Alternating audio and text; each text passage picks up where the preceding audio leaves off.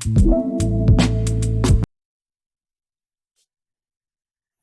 Friends, मैं अजय आपका बहुत बहुत स्वागत करता हूं। दोस्तों, आज हम भारतीय संविधान के अनुसूचियों के बारे में पढ़ेंगे, उनका अध्ययन करेंगे और उनको आसान ट्रिक के माध्यम से याद करने का कोशिश करेंगे।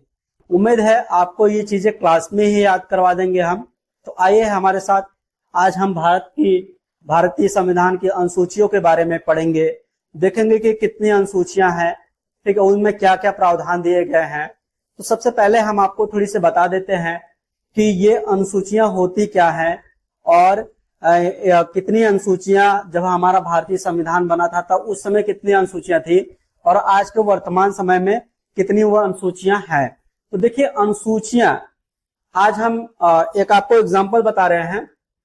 जैसे देखिए, अगर संविधान की बात की जाए, भारतीय संविधान की बात की जाए तो संविधान को मेन पार्ट में बांटा गया है। जैसे इसमें सबसे पहला दिया गया है प्रस्तावना दिया गया है। फिर इसके बाद इसको भाग में बांटा गया है, फिर इसके बाद अनुसूची में, ठीक है, अनुसूची में बांटा गया है। फिर इसके बाद क्या आता है, अनुच्छेद आता है ना। अगर इसको हम वेन डायग्राम से ऐसे समझे तो ये देखिए हमारा हो गया भारतीय संविधान हो गया। संविधान में पहले क्या आता है, भाग आता है। भाग में क्या आएगा, अनुसूचियां आएंगी। अनुसूचियां में क्या आएगा, अनुच्छेद आएगा, ठीक है, आर्टिकल आएंगे। फिर इसके अंदर भी सब आर्टिकल आते हैं। तो ये सबसे पहले हमारा क्या हो गया, संविधान हो गया, ठीक है, ये संविधान हो गया। संविधान में क्या आता है, भाग आता है। इसको कितने भाग में बांटा गया है, ठीक है। संविधान को लिखने के लिए, पढ़ने के लिए इसमें भाग में डिवाइड किया गया है।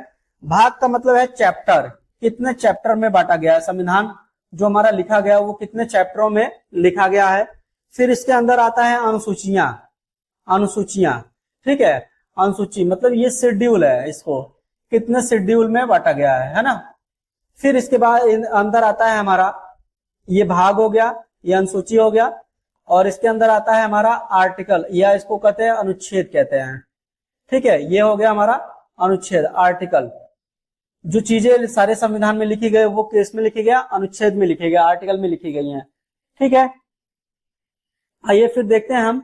तो अनुसूचियों का मतलब है कि जो भाग के अंदर सारी चीजें डिवाइड करके लिखी गई हैं, उनको शेड्यूल में लिखा गया, एक सूची के माध्यम से लिखा गया है, ठीक है। जैसे किसी भी बुक में कोई भी चैप्टर होता है, किसी भी बुक में कोई चैप्टर अगर होता है तो क्या होता है कि उसको पहले हम एक चैप्टर में डिवाइड करते हैं, फिर उसको क्या करते हैं, फिर एक मेन हेडिंग में डिवाइड करते हैं, फिर मेन हेडिंग से क्या करते हैं हम लोग, सब हेडिंग में डिवाइड करते हैं। तो वही चीज है कि ये जो हमारा संविधान है, संविधान को सबसे पहले हमने क्या किया, संविधान को हमने पहले क्या किया, जो हमारा संविधान है उसको पहले हमने क्या किया कि पहले भाग में बांटे, ठीक है। भाग इसको हमने क्या किया, चैप्टर में पहले डिवाइड कर लिया, ठीक है, चैप्टर में डिवाइड कर लिया। चैप्टर में डिवाइड करने के बाद उस चैप्टर के अंदर हमने क्या किया कि हेडिंग्स दे दिए, ये हेडिंग्स होगा, ठीक है। हेडिंग्स को ही मेनली हम लोग क्या कहेंगे, अनुसूची कहेंगे। हेडिंग्स को क्या कहेंगे, वो अनुसूची कहेंगे, ठीक है। और इस हेडिंग्स के अभी हेडिंग जो बनती है उसको कहते हैं सब हेडिंग, ठीक है, सब हेडिंग्स बोलते हैं। तो इसको हम लोग क्या समझ लेंगे, अनुच्छेद समझ लेंगे, ठीक है। ये क्या हो गया हमारा, अनुच्छेद हो गया, अनुसूची हो गया और भाग हो गया, ठीक है। तो देखिए, जब उस समय हमारा संविधान बना था, उस समय जब बना था हमारा संविधान, कब बन के तैयार हुआ था संविधान, 26 नवंबर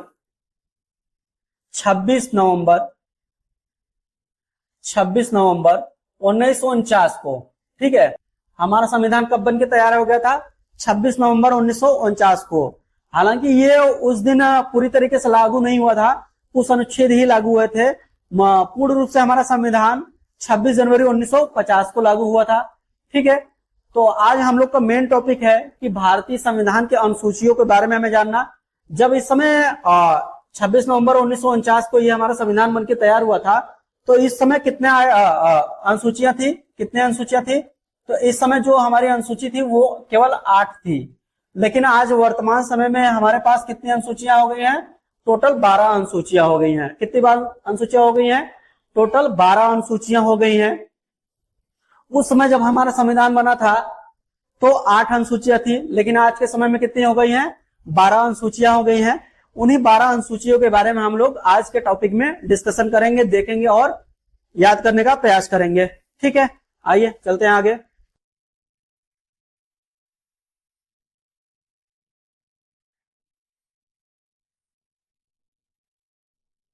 देखिए, सबसे पहले हम आते हैं अनुसूची 1 में। कितनी अनुसूचियां हैं? टोटल 12 अनुसूचियां हैं। तो हम इनको क्या करेंगे? पहले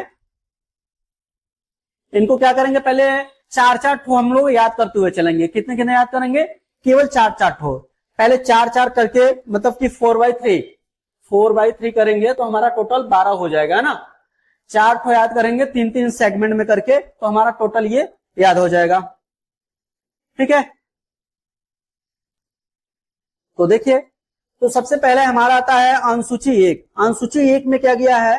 अनुसूची 1 में क्या बताया गया है? अनुसूची 1 में सबसे पहले बताया गया है देश व उसके 2800 राज्य के बारे में। उसके 28 राज्य और केंद्र 8 केंद्र शासित प्रदेश के बारे में बताया गया है। ठीक है, अनुसूची 1 में क्या उल्लेख किया गया है? देश के बारे में बताया गया है और 2800 राज्य का उल्लेख किया गया है और 8 केंद्र शासित प्रदेशों का उल्लेख किया गया है। ठीक है, अनुसूची 2 में क्या दिया गया है? अनुसूची 2 में दिया गया है वेतन भत्ते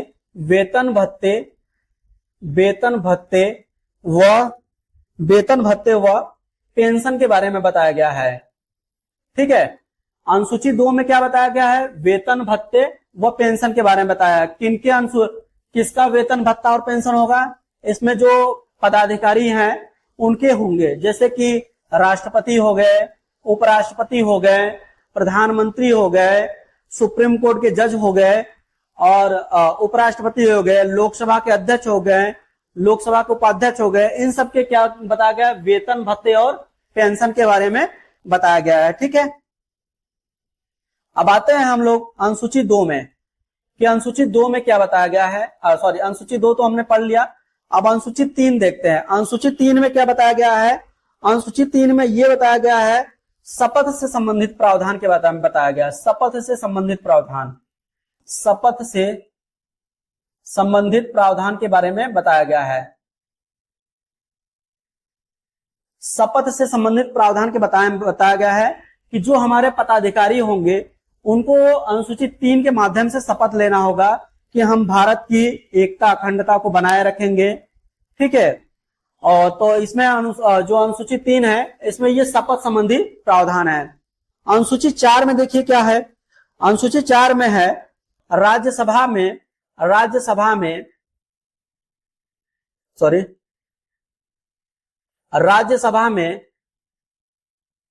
राज्यों की सीटों का आवंटन।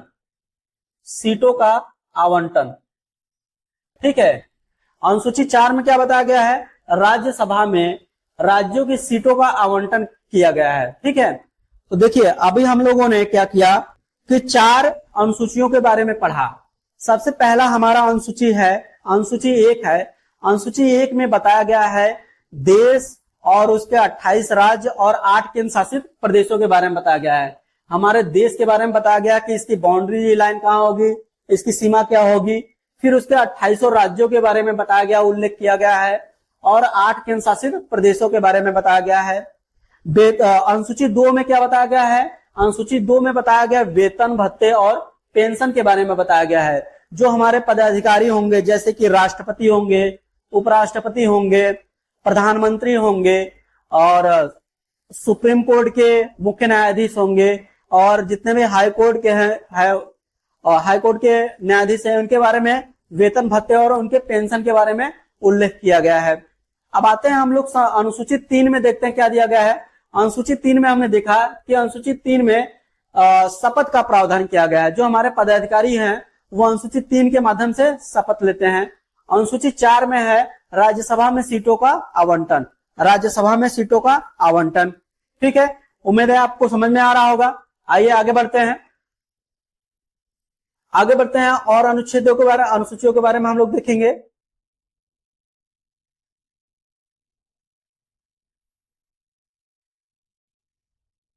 ठीक है, अब आते हैं, हमने देख लिया अनुसूची 1 देख लिया, अनुसूची 2 देख लिया, अनुसूची 3 देख लिया, अनुसूची 4 देख लिया। फिर से एक बार रिवाइज कर लेते हैं, रिकॉल कर लेते हैं। अनुसूची 1, 2, 3, 4। ठीक है, शॉर्ट फॉर्म में हम लोग इसको तुरंत ऐसे कर सकते हैं। अनुसूची 1 में है देश, 28 राज्य व 8 केंद्र शासित प्रदेशों के बारे में उल्लेख किया गया है। अनुसूची 2 में वेतन भत्ता और पेंशन के बारे में बताया गया है, वेतन भत्ता व पेंशन के बारे में बताया गया है। ठीक है, अनुसूची 3 में शपथ संबंधी प्रावधान है। अनुसूची 3 में क्या है? शपथ संबंधी प्रावधान है। और अनुसूची 4 में क्या है? राज्यसभा में सीटों का आवंटन। अनुसूची 4 में क्या है? राज्यसभा में सीटों का आवंटन। फिर से एक बार देखते हैं, जब तक याद न हो जाए तब तक हम लोग आगे नहीं बढ़ेंगे। अनुसूची 1 में दिया गया देश, 28 राज्य और 8 केंद्र शासित प्रदेशों के बारे में बताया गया है। अनुसूची 2 में दिया गया है वेतन भत्ते और पेंशन के बारे में बताया गया है। अनुसूची 3 में शपथ के बारे में बताया गया है। अनुसूची 4 में राज्यसभा में सीटों का आवंटन बताया गया है, राज्यों का सीटों का आवंटन बताया गया है। ठीक है, अब आइए इसको इरेज करते हैं और आगे की अनुसूचियों की तरफ हम लोग आगे बढ़ते हैं। तो हमारा अगला अनुसूची है, अभी हमने 1, 2, 3, 4 देख लिया। अब हम लोग देखेंगे अनुसूची 5, अनुसूची 6, अनुसूची 7 और अनुसूची 8। ठीक है, आज अब हम लोग देखेंगे अनुसूची 5 में क्या दिया गया है, अनुसूची 6 में क्या दिया गया है, अनुसूची 7 में क्या दिया गया है और अनुसूची 8 में क्या दिया गया है। देखिए, अनुसूची जो 5 है हमारा, इसमें दिया गया है अनुसूचित व जनजाति क्षेत्रों का, अनुसूचित व जनजातीय क्षेत्रों का प्रशासन व नियंत्रण के बारे में बताया गया है। ठीक है, प्रशासन व नियंत्रण। अनुसूची 5 में क्या बताया गया है? अनुसूचित जाति और अनुसूचित जनजाति क्षेत्रों के प्रशासन व नियंत्रण के बारे में बताया गया है। अनुसूची 6 में क्या बताया गया है? अनुसूची 6 में क्या बताया गया है? इसमें बताया गया है एएमटीएम के प्रशासन व नियंत्रण, प्रशासन व नियंत्रण के बारे में बताया गया है, प्रशासन व नियंत्रण के बारे में बताया गया है। यहां पे आपको बता दें, एएमटीएम शॉर्ट फॉर्म में इसको याद कर सकते हैं। एएमटीएम का मतलब होता है असम, ए का मतलब होता है असम, मेघालय, त्रिपुरा व मिजोरम। ठीक है, असम, मेघालय, त्रिपुरा व मिजोरम के प्रशासन व नियंत्रण के बारे में बताया गया, अनुसूची 6 में बताया गया है। ठीक है, उम्मीद है आपको समझ में आ रहा होगा। जहां भी कंफ्यूजन होगा आप लोग बता देंगे हमें। अनुसूची 5 में है अनुसूचित जाति व जनजाति क्षेत्रों का प्रशासन व नियंत्रण। अनुसूची 6 में है एएमटीएम के प्रशासन व नियंत्रण। एएमटीएम का मतलब क्या होता है? ए से होता है असम होता है, यम से मेघालय हो गया, टी से त्रिपुरा हो गया और यम से मिजोरम हो गया। ठीक है, आइए अब हम चलते हैं, देखते हैं अनुसूची 7 में क्या दिया गया है। अनुसूची 7 के बारे में हम लोग देखेंगे। अनुसूची 7 में देखिए दिया गया है, अनुसूची 7 में बताया गया है केंद्र केंद्र व राज्यों के बीच, केंद्र व राज्यों के बीच शक्तियों का बंटवारा। ठीक है, अनुसूची 7 में दिया गया है केंद्र व राज्यों के बीच केंद्र व राज्यों के बीच शक्तियों का बंटवारा। ठीक है, शक्तियों का बंटवारा। अनुसूची 7 में बताया गया केंद्र और राज्यों के बीच शक्तियों का बंटवारा, मतलब इसमें यह बताया गया कि केंद्र सरकार कौन कौन विषय पर वो कानून बना सकती है, राज्य सरकार किन किन विषयों पे कानून बना सकती है, इनका बंटवारा किया गया है अनुसूची 7 में। ठीक है, फिर आते हैं अनुसूची 8 में। अनुसूची 8 में देखिए क्या बताया गया है। अनुसूची 8 में बताया गया है 22 भाषाओं का उल्लेख किया गया है। 22 भाषाओं का उल्लेख किया गया है। अनुसूची 8 में क्या बताया गया है, उल्लेख किया गया है, 22 भाषाओं का उल्लेख किया गया है। आइए फिर से एक बार रिवीजन कर लेते हैं। रिवीजन देखिए, पहला हमारा है अनुसूची 5 में बताया गया अनुसूचित जनजाति क्षेत्रों का प्रशासन व नियंत्रण। अनुसूची 6 में गया है एएमटीएम के प्रशासन नियंत्रण। एएमटीएम को बताया असम, मेघालय, त्रिपुरा और मिजोरम। अनुसूची जो 7 है उसमें केंद्र और राज्यों के बीच शक्तियों के बंटवारा के बारे में बताया गया है। अनुसूची 8 में बताया गया है 22 भाषाओं का उल्लेख किया गया है। ठीक है, आइए इसको एक बार हटा के फिर से हम लोग रिकॉल करते हैं, रिवीजन करते हैं इसका।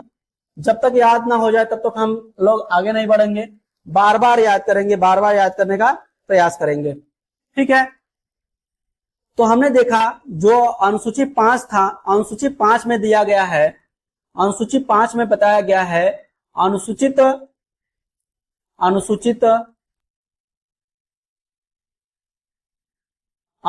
जाति व जनजाति क्षेत्रों का प्रशासन व नियंत्रण। ठीक है, प्रशासन व नियंत्रण के बारे में बताया गया है।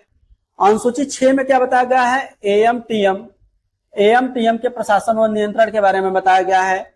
अनुसूची 7 में क्या बताया है, शक्तियों का बंटवारा बताया गया है। केंद्र और राज्यों के बीच शक्तियों का बंटवारा बताया गया है। अनुसूची 8 में क्या बताया गया है, भाषाओं का उल्लेख किया गया है। 22 भाषाओं का उल्लेख किया गया है। ठीक है, आइए अब हम लोग आगे बढ़ते हैं, देखते हैं हमारा अगला अनुसूची में क्या क्या दिया गया है। इसको इरेज करते हैं। ठीक है, अब आते हैं हम अपने अगले अनुसूची में। अनुसूची अब लिखते हैं हम लोग अपना अनुसूची 9, 10, 11 और 12। ठीक है, अनुसूची 9, अनुसूची 10, अनुसूची 11, अनुसूची 12। ठीक है, तो आइए अनुसूची 9 में देखिए क्या बताया गया है। अनुसूची 9 में बताया गया है भूमि सुधार संबंधी कानून। अनुसूची 9 में जो उल्लेख किया गया है भूमि सुधार संबंधित प्रावधान, भूमि सुधार संबंधी प्रावधान। ठीक है, भूमि सुधार संबंधित प्रावधान के बारे में बताया गया है। भूमि सुधार संबंधित प्रावधान के बारे में बताया गया है। ठीक है, और अनुसूची 10 में क्या बताया गया है, अनुसूची 10 में बताया गया है दल बदल संबंधी प्रावधान, दल बदल संबंधित प्रावधान के बारे में बताया गया है। दल बदल संबंधित प्रावधान के बारे में बताया गया है। ठीक है, अनुसूची 10 में बताया गया दल बदल संबंधित प्रावधान का उल्लेख किया गया है। अनुसूची 11 में पंचायतों का उल्लेख किया गया है, पंचायतों की शक्तियों का उल्लेख किया गया है, पंचायतों का प्रावधान किया गया है। ठीक है, पंचायतों का प्रावधान किया गया है। फिर उसके बाद अनुसूची 12 में है, अनुसूची 12 में नगर पालिका के बारे में बताया गया है, नगर पालिकाओं का उल्लेख किया गया है। ठीक है, नगर पालिकाओं का उल्लेख किया गया है। तो हमने यहां पे देख लिया सारे अनुसूचियों को देखा। अभी हमने देखा 9, 10, 11, 12। अनुसूची 9 में दिया गया है भूमि सुधार संबंधी प्रावधान बताया गया इसमें। ठीक है, जो भी संशोधन होते थे संसद के द्वारा उसको अनुसूची 9 में शामिल कर दिया जाता था। अनुसूची 10 में है दल बदल संबंधी प्रावधान, कि कोई भी पार्टी का नेता दूसरे पार्टी में कैसे जा सकता है, क्या उसके रूल्स रेगुलेशन होते हैं, ऐसा प्रावधान अनुसूची 10 में किया गया है। फिर इसके बाद आते हैं अनुसूची 11। अनुसूची 11 में पंचायतों का प्रावधान किया गया है, पंचायतों के बारे में बताया गया है। इसके बाद अनुसूची 12 में नगर पालिका का उल्लेख किया गया है। ठीक है, आइए एक बार फिर से हम रिकॉल करते हैं, सारे चीजों को रिवीजन करते हैं, जितनी भी हमारी अनुसूचियां हैं। फिर से इसको जो है 9, 10, 11, 12 फिर से देख लेते हैं क्या क्या दिया गया है। अनुसूची 9 में दिया गया है भूमि सुधार संबंधी प्रावधान। भूमि सुधार संबंधित प्रावधान के बारे में बताया गया है। भूमि सुधार संबंधी प्रावधान के बारे में बताया गया है। अनुसूची 10 में बताया गया है दल बदल संबंधी प्रावधान। दल बदल का प्रावधान इसमें दिया गया है अनुसूची 10 में। और अनुसूची 11 में पंचायतों का प्रावधान दिया गया, पंचायतों का उल्लेख किया गया, पंचायतों का प्रावधान किया गया है। ठीक है, और उसके बाद अनुसूची 12 में है नगर पालिका का उल्लेख किया गया, नगर पालिकाओं के बारे में उल्लेख किया गया, नगर पालिका का प्रावधान। ठीक है, एक बार आते हैं हम लोग सारे 12 अनुसूचियां जो है उनका एक साथ रिवीजन कर लेते हैं। ठीक है, फिर हमारा ये अनुसूची वाला टॉपिक कंप्लीट हो जाएगा। तो सबसे पहले देखते हैं हम, ये हमारा अनुसूची 1, अनुसूची 2,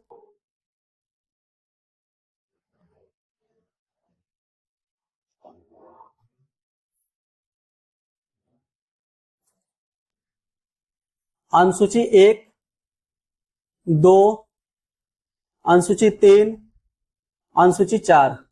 अभी हमने देखा कि अनुसूची 1 में क्या दिया गया है, अनुसूची 2 में क्या दिया गया है और अनुसूची 3 में क्या दिया गया है। तो हमने ये देखा कि जो हमारा अनुसूची 1 है उसमें हमारे देश के बारे में उल्लेख किया गया है, देश के बारे में बताया गया है, और जो हमारे 28 राज्य हैं उनके बारे में बताया गया है, और जो हमारे 8 केंद्र शासित प्रदेश हैं, 8 केंद्र शासित प्रदेश हैं उनके बारे में उल्लेख किया गया है। ठीक है, अनुसूची 1 में हमारा दिया गया है देश के बारे में बताया गया है, 28 राज्यों के बारे में उल्लेख किया गया है और 8 केंद्र शासित प्रदेशों के बारे में बताया गया है।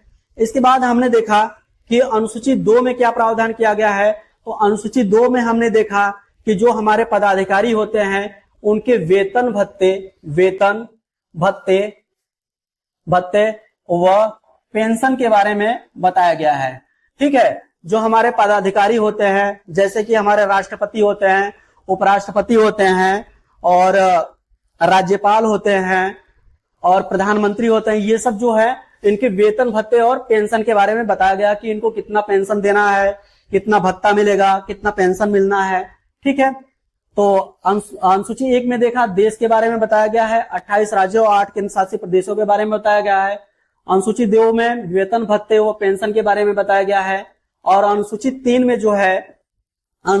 में जो है वो जो हमारे पदाधिकारी हैं उनके शपथ संबंधी प्रावधान के बारे में बताया गया है। शपथ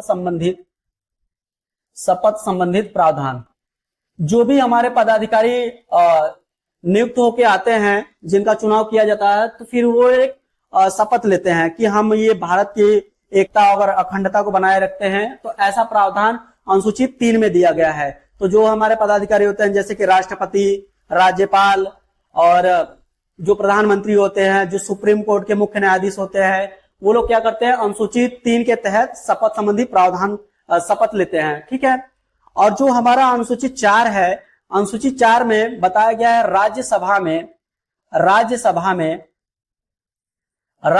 में राज्यों के सीटों का आवंटन।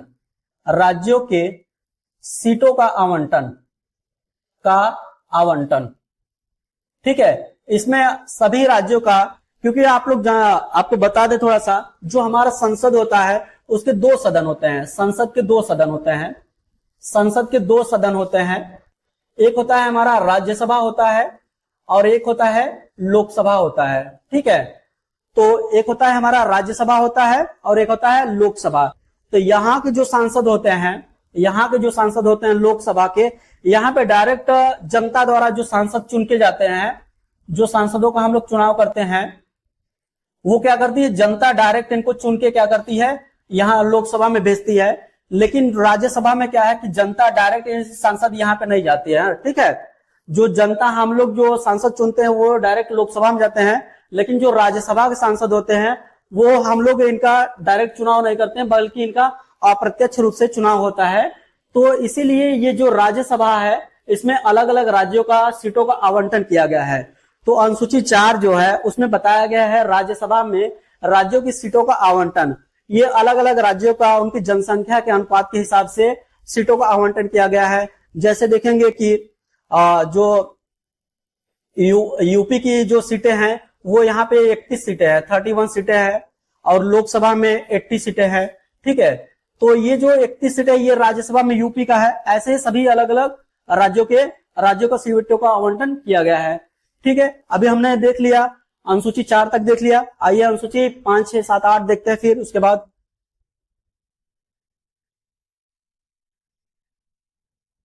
अब देखते हैं हम लोग अनुसूची 5 में क्या दिया गया है, अनुसूची 6 में क्या दिया गया है, 7 में क्या दिया गया है और 8 में क्या दिया गया है। तो हम देखेंगे यहाँ पे जो हमारा अनुसूची 5 है, अनुसूची जो 5 है इसमें बताया गया है जो अनुसूचित क्षेत्र है, अनुसूचित जाति व जनजाति क्षेत्रों का प्रशासन नियंत्रण, जनजाति क्षेत्रों का प्रशासन व नियंत्रण के बारे में बताया गया है। अनुसूची 5 में क्या बताया गया है, अनुसूचित जाति व जनजाति क्षेत्रों का प्रशासन व नियंत्रण। तो इसका थोड़ा सा मतलब समझ लीजिए, क्योंकि देखिए जो हमारे SC ST समुदाय के जो लोग होते हैं उनकी थोड़ी सी उनका जो रहन सहन होता है, उनका कल्चर जो होता है वो थोड़ा सा अलग होता है और लोगों की अपेक्षा। तो उनको क्या होता है कि एक इनकी जो रहन सहन होती है, इनकी संस्कृति जो होती है, इनमें कोई छेड़छाड़ ना करे, इनके एरिया में कोई मतलब अवैध रूप से प्रवेश ना करे। तो इनके एरिया को क्या करते हैं, ये नियंत्रण किया जाता है सरकार द्वारा। बोला जाता है कि ये एरिया प्रोहिबिटेड है, यहाँ पे आप डायरेक्ट नहीं जा सकते हो, बिना परमिशन लिए आप इनके क्षेत्र में कोई भी गतिविधि नहीं कर सकते हो। तो अनुसूची 5 में ये बताया गया है कि जो जनजाति क्षेत्र के लोग रहते हैं, जनजाति क्षेत्र जो होता है वो प्रोहिबिटेड होता है, वहां पे आप आसानी से नहीं जा सकते, बिना परमिशन लिए या कोई भी गतिविधि वहां नहीं कर सकते। या मान लीजिए कि यहाँ पे कोई जंगल है, कोई जमीन है, तो आप मनमानी यहाँ पे उद्योग नहीं लगा सकते, जंगलों को काट नहीं सकते हैं। तो इनके बारे में ये प्रावधान किया गया है और आगे डिटेल में बताया जाएगा। बाकी इतना समझिए, अनुसूची 5 में अनुसूचित जाति व जनजाति क्षेत्रों का प्रशासन व नियंत्रण के बारे में बताया गया है। अब आते हैं हम लोग अनुसूची 6 जो है, अनुसूची 6 में हमने बताया कि जो हमारा AMTM है, AMTM, ठीक है, AMTM के प्रशासन व नियंत्रण के बारे में बताया गया है। प्रशासन व नियंत्रण के बारे में बताया गया है। AMTM का मतलब समझाते हैं आपको। हमने बताया A से हो गया असम हो गया, और M से हो गया मेघालय हो गया, और T से हो गया त्रिपुरा हो गया, और M से हो गया मिजोरम, ठीक है। तो यही चीज है जो हमने अनुसूची 5 में देखा कि ये किसी विशेष क्षेत्र में अनुसूचित जाति और जनजाति क्षेत्र के जो लोग जहां रहते हैं वहां पे प्रशासन नियंत्रण का है। और ये जो हमारा पूर्वोत्तर के राज्य हैं, असम, मेघालय, त्रिपुरा और मिजोरम, तो यहाँ भी क्या किया गया है, मनाही किया गया है कि आप कोई भी गतिविधि इनके एरिया में नहीं कर सकते हो। यहाँ पे इन लोगों को इतनी सुरक्षाएं दी गई है कि अगर आपको कोई गतिविधि करना है तो वहां के जो लोकल बॉडी है पहले वहां से परमिशन लेना होगा, वहां की जो राज्य सरकार है वहां से परमिशन लेना होगा। ऐसा नहीं है कि आप जाके कोई भी उद्योग स्थापित कर लो, वहां जंगलों की कटाई कर लो, ऐसा नहीं है। वहां पे ये जो एरिया के AMTM क्षेत्र है, यहाँ का जो प्रशासन नियंत्रण है वो अलग एक बॉडी देखती है, तो उसको परमिशन लेने के बाद ही आप वहां पे कुछ कर पाएंगे, ठीक है। आइए ये देख लिया हमने कि अनुसूची 6 में क्या दिया गया है। तो इसमें अनुसूची 6 में हमने देखा कि AMTM का प्रशासन व नियंत्रण के बारे में बताया गया है। फिर देखते हैं अनुसूची 7 में क्या दिया गया है। अनुसूची 7 में बताया गया है, अनुसूची 7 में बताया गया केंद्र व राज्यों के बीच शक्तियों का बंटवारा, ठीक है, केंद्र और राज्यों के बीच शक्तियों का बंटवारा, मतलब कि केंद्र और राज्यों की शक्तियों का बंटवारा ये मतलब है कि क्योंकि अब हम जानते हैं कि हमारा जो शासन स्तर है वो दो लेवल पे, थोड़ा बंद देंगे, जो शासन का स्तर होता है वो दो लेवल पे होता है। एक तो पूरे जो केंद्र सरकार है वो पूरे देश के लिए कानून बना सकती है, और एक राज्य सरकार होती है जो केवल अपने ही क्षेत्र में क्या कर सकती है, कोई भी कानून बना सकती है। जो केंद्र सरकार होगी हमारी वो पूरे देश के लिए कानून बना सकती है, और जो राज्य सरकार होता है वो केवल अपने देश के लिए ही, अपने राज्य के अंदर ही कानून बना सकती है। तो अनुसूची 7 में यही चीज बताया गया है कि आप कौन कौन से क्षेत्र में कानून बना सकते हैं, उसके बारे में उल्लेख किया गया है। ठीक है, आइए अब आगे देखते हैं अनुसूची 8 में क्या दिया गया है। अनुसूची 8 में बताया गया है 22 भाषाओं का उल्लेख किया गया है। ठीक है, हमारे देश में कई भाषाएं बोली जाती हैं, तो उसमें जो मुख्य रूप से हैं 22 भाषाएं हैं उनका उल्लेख किया गया है। अनुसूची 8 में क्या किया गया है, अनुसूची 8 में 22 भाषाओं का उल्लेख किया गया है। अब आते हैं अनुसूची 9 में, देखते हैं अनुसूची 9, 10, 11, 12। ठीक है, अनुसूची 9